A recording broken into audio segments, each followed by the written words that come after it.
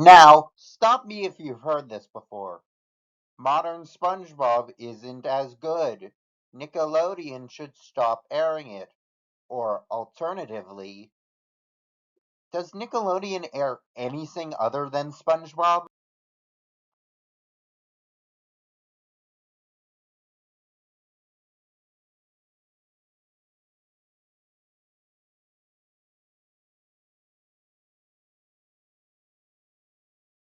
Because even after nearly 20 years on the air, Nickelodeon is still not only producing new episodes, but is turning out more SpongeBob content than ever, with a third movie and potential spin offs likely to carry on into the next generation.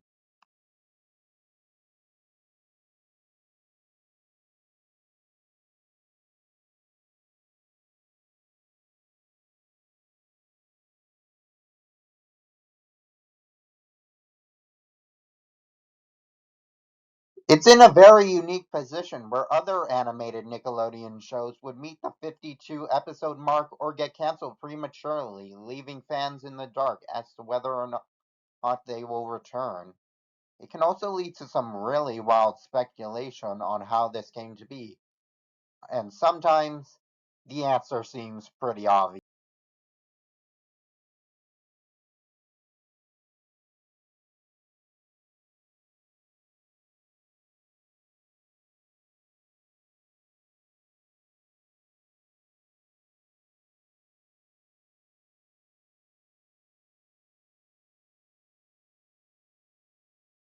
SpongeBob is evil.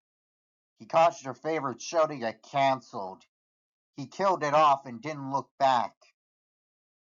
He walked away, laughing, collecting his thoughts and paychecks like a spoiled influencer who couldn't handle not being the center of attention.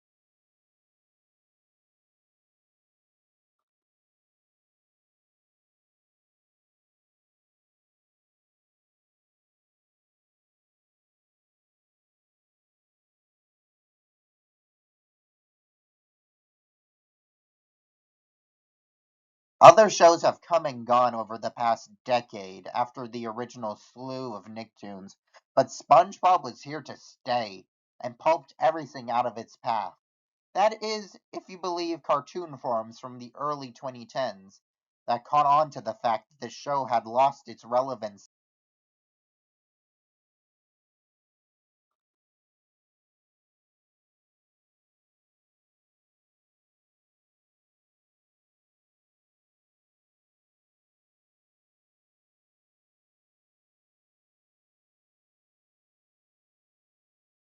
But could SpongeBob have been the reason why juggernauts like the Fairly Odd Parents and Invader Zim were canceled? Let's look.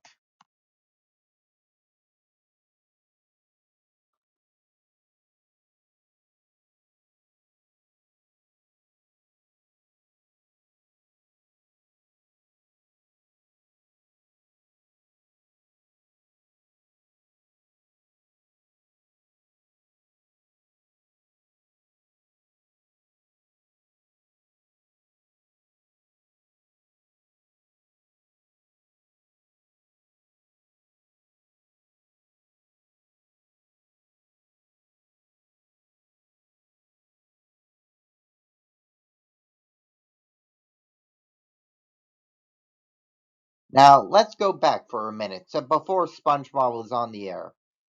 It was a post Ren and Stimpy Nickelodeon in the late 90s. Shows like Hey Arnold were still in their prime. The recent premiere of The Wild Thornberrys proves that we won't get rid of the Klasky Chupo logo anytime soon. And even with Rugrats no longer being as popular as it once was, the same year of 1998 saw the premiere of Cat Dog.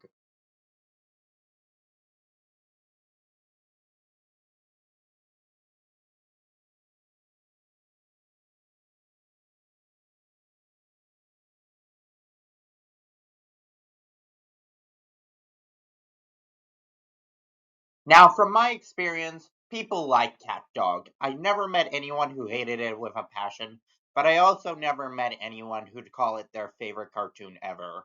It's just your run of the mill 90s Nicktoon like Doug. Nobody hates Doug. but I have yet to find anyone who'd call it their favorite Nicktoon.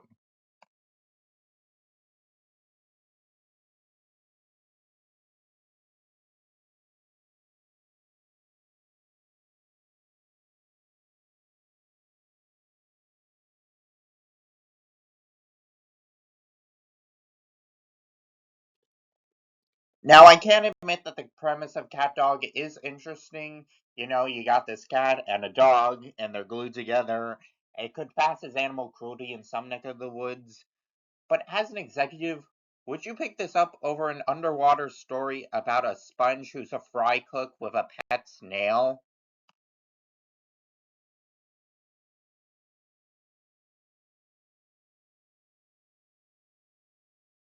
Now, from an objective standpoint, any sane person would tell you that SpongeBob has the more interesting premise. But it wasn't easy convincing the early Nickelodeon executives that.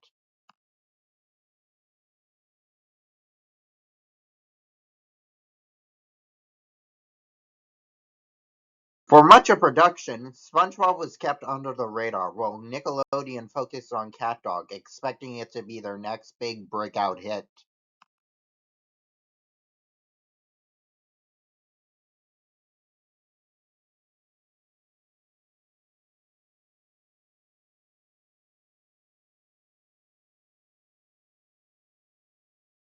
The marketing made this very obvious when you compare the animation quality of the Hey Arnold short they played in front of Harriet the Spy with the Cat Dog short they played in front of the Rugrats movie. The fact that they even played it in front of the Rugrats movie showed you how high hopes they had for Cat Dog.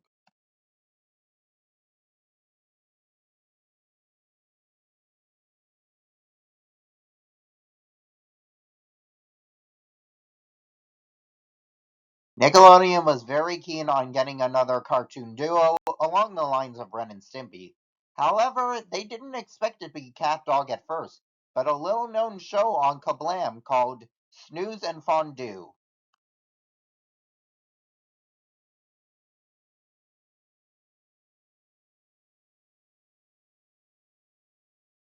The creator of which was even promised a spin off of them. However, he declined as he was overworked. You wanna guess what show took its place?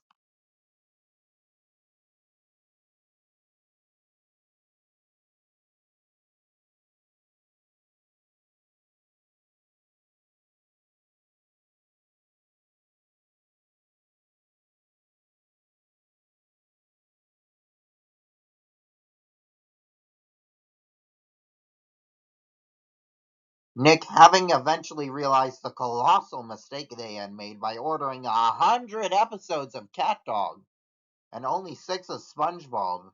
The ball had already started rolling, as even in the show's earlier years, it was rivaling the likes of Pokemon as one of the few shows to compete with it in a Saturday morning time slot, with news articles calling Nickelodeon the news Disney with how much merchandise they were selling.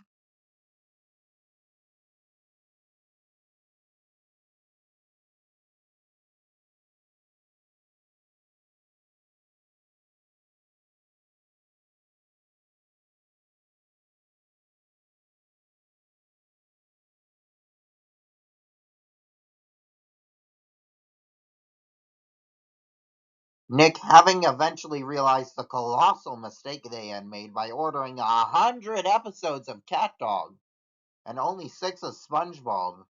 The ball had already started rolling, as even in the show's earlier years, it was rivaling the likes of Pokemon as one of the few shows to compete with it in a Saturday morning time slot, with news articles calling Nickelodeon the news Disney with how much merchandise they were selling.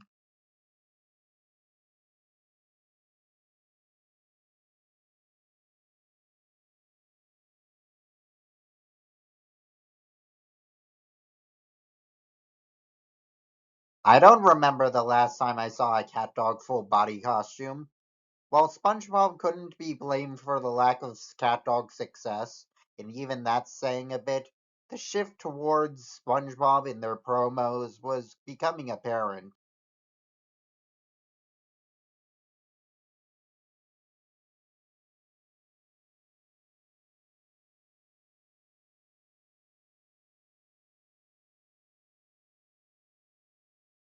Michael Wright, a former writer on Angry Beavers, said that SpongeBob essentially broke the network.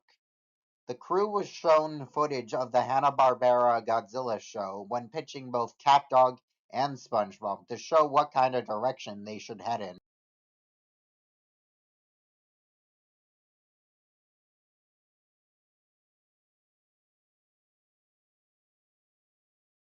To which he called it, and I quote, their worst looking show of all time. A crass money grabbing tie in show cranked out by the worst alcoholics of its era. Oh!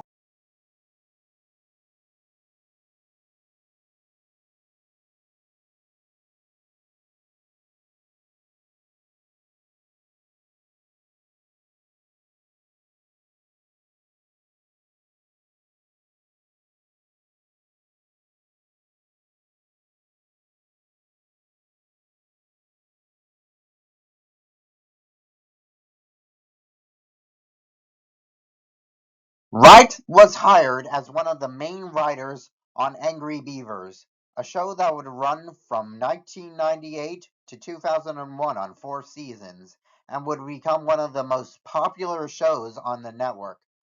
Now, unlike some other Nicktoons, its cancellation was well documented. They were constantly butting heads with the censors, to the point that they couldn't even say "shut up" in their own cartoon. Because looking at it, making a cartoon about two angry beavers was such a good idea for role models.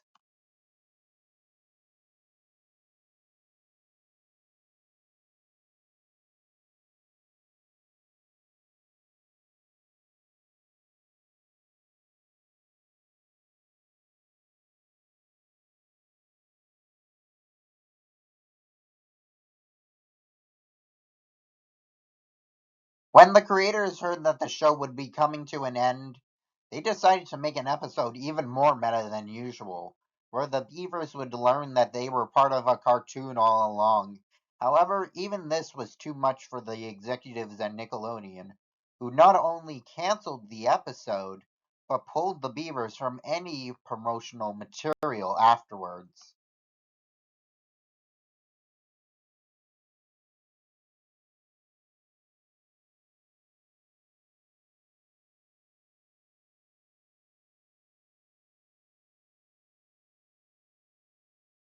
Whereas Nickelodeon prior was willing to take risks, this time they were playing it safe to create not something to compete with SpongeBob, but something just like SpongeBob in case that would ever go off the air.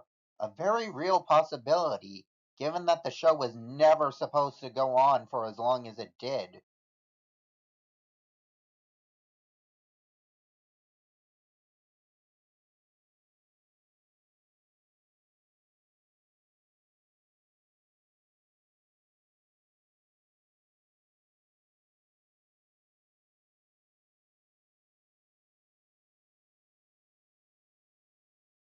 A very real possibility, as the show was never supposed to go on for as long as it did, with the first movie supposed to be the finale.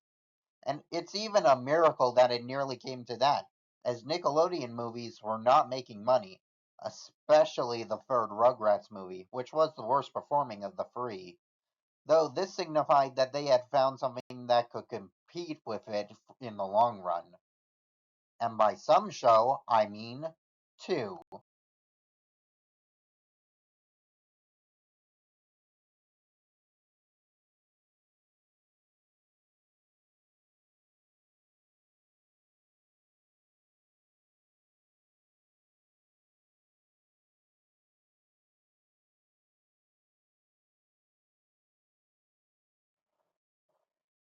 Look, the Rugrats went on for a while. SpongeBob went on for a really long while. But The Fairly Odd Parents was a show that went on for too long. Butch Hartman has stated in the past about how unfairly the show was canceled, but come on, 10 seasons? The only show that was improving by that point was South Park. And I really don't want to hear your thoughts on that show, Butch.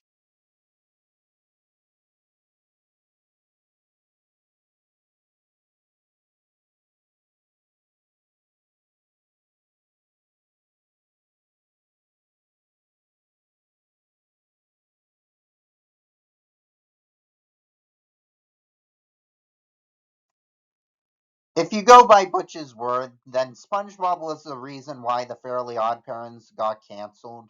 And in a way, that was kind of true, but it also seems counterintuitive to have two comedy juggernauts dominate an entire channel.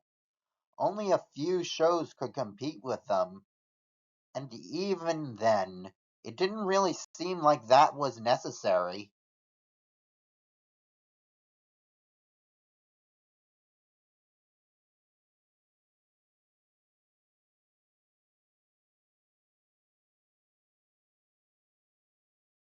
Nickelodeon began this weird trend of wanting all their shows to be just like SpongeBob, but when none of them could reach that show's level of success and popularity, they were canned after a short run, though they were given little chance to be seen by the general public as they were too busy marketing SpongeBob.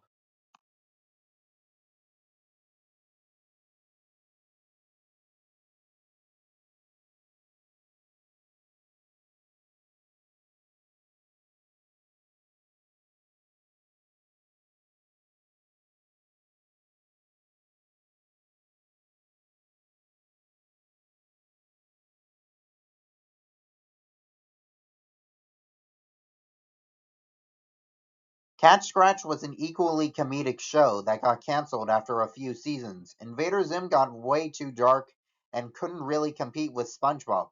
Shock Zone? I forgot that even existed. Whenever they tried diversifying the market with shows like The X's or My Life as a Teenage Robot, they couldn't really get anywhere because it was too similar to one of their other hits, Danny Phantom, which in turn got canceled because it couldn't compete with SpongeBob. And because it went over budget, but you know.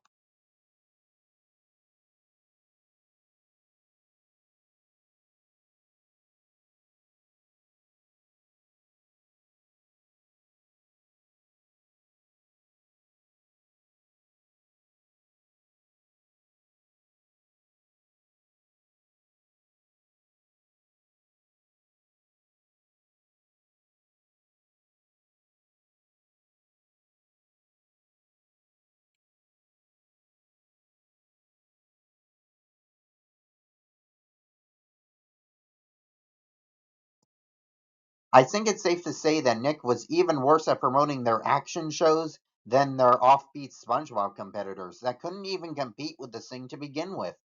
It took them years to get Avatar toys into production, and by the time that show had wrapped up and the sequel series was airing, they refused to give it a good schedule or even air the final season on TV. Even when a show seems like it could be a worthy competitor to SpongeBob, such as the case with Sanjay and Craig, that actually got similar ratings during the first few episodes, it was quietly canceled. But that doesn't stop them from trying again and again. And ho, hey, look at that! That actually worked!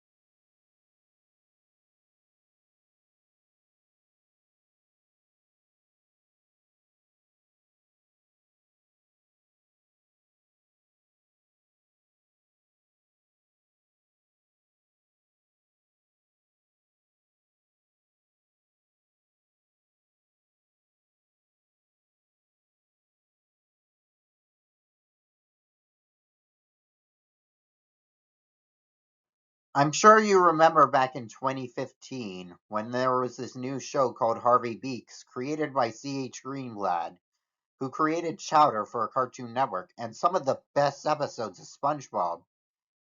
But it would also be SpongeBob who stole his new show's limelight, and afterwards, it would be moved on to Nicktoons and cancelled in a tweet. C.H. Greenblatt has gone on record that he's disappointed in the network over handling the situation. And the same has happened to all their other shows around the time, like Pig Goat Banana Cricket and Welcome to the Wing. Just a few days ago, The rise of the TMNT show got moved onto their sister channel Nicktoons, where all their new shows go to die. Yet SpongeBob has been exempt from such a fate.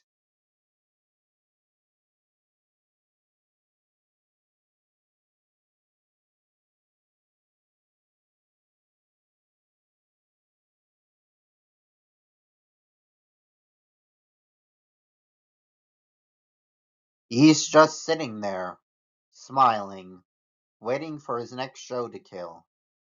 So yeah, I don't blame you for thinking that SpongeBob caused all this suffering. The fact that they caused all of this for shows to meet a similar fate. After all, it has gotten so much worse, hasn't it? It's such an easy punching bag.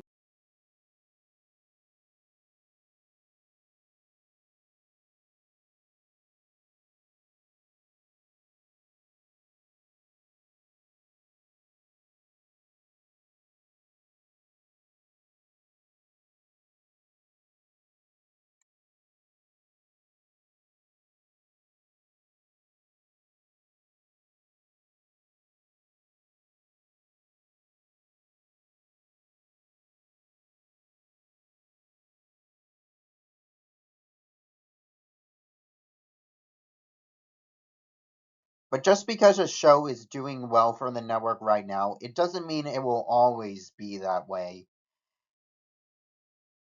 It's more so Nickelodeon's awful business strategy that is to blame here. In the article from Variety that I mentioned earlier, Disney said that they're not gonna worry about it because they're confident that they'll beat Nickelodeon in the TV scape, which they absolutely did through sheer variety alone. Nickelodeon is only similar to Disney in that SpongeBob is their mascot, like Mickey, and while everyone has accepted that, nobody roots for Mickey. Sure, we accept that SpongeBob is not going away anytime soon, but just like that Mickey Mouse bumper at the beginning of Disney animated movies, it's more so a means for the end, so that the real animation can flourish.